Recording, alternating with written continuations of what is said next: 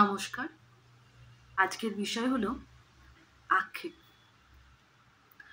পুনর্জন্ম বলে যদি কিছু থেকে থাকে, তাহলে পরজন্মে আমি শিশিরেও জন্মাতে চাই।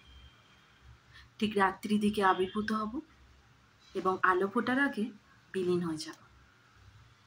এত দ্বিধা দ্বন্দ্ব, এই মস্তিষ্কে রক্তক্ষরণ, দীর্ঘশ্বাস, হৃদয়ের সাথে মস্তিষ্কে যে নিত্য বিবাদ, নিজের সাথে নিজের অবিরাম লড়াই, নির্ঘুম রাত্রিবাস, নিষ্প্রাণ জীবনযাপন, বালিশে ভেজানো জমা কষ্ট, ঘুমের ওষুধে আসক্তি, আরও একজন মানসিক রোগীর ভিড়, মনোরোগ চিকিৎসাবিদে পরামর্শের ভিত্তিতে নির্ভরশীল জীবন, আরও একটা এমন জন্ম না হোক।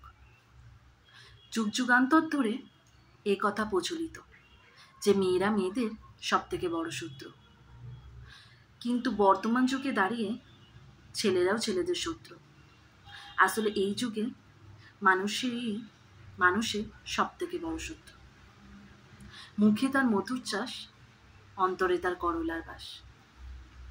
আবার সেই পরিচিত থেকে অপরিচিত হওয়ার অধ্যায়টা, ঘনিষ্ঠ থেকে বিচ্ছেদ হওয়ার গল্পটা, দীর্ঘক্ষণ তাকিয়ে থাকা থেকে মুখ ফিরিয়ে নেওয়ার বিষয়টা, কল লিস্ট আর মেসেজ লিস্টে যুক্তকরণ থেকে বিচ্ছিন্নকরণ, ঘন্টার পর ঘন্টা কথোপকথন থেকে চিরকালের জন্য কথা বন্ধ, মেসেজের পর মেসেজের নোটিফিকেশনের ভিড় থেকে নোটিফিকেশন শূন্য হওয়ার যে যাত্রাপথ, এই জীবনে আর দ্বিতীয়বার না ঘটুক।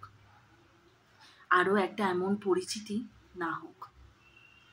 ওই মানুষ আর মুখোশের মধ্যে পার্থক্য বুঝতে পারা যে অভিজ্ঞতাটা জীবনে আর একটিবারও না হোক, নাই হোক। এমন দম বন্ধ করা জীবন কে চায়? কেই বা চায়? এর থেকে আমি বরং শিশিরই হব।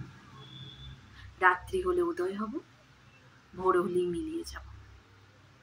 থাকবে না এত দুঃখ কষ্ট, এক ভুলতে না পারা অধ্যায়, আর প্রিয়জন থেকে হয়ে যাওয়া এক অচেনা মুখ। এর থেকে শিশির হয়ে জন্মাবো ঢের ভালো। শিশির হয়ে জন্মানো ঢেরই ভালো।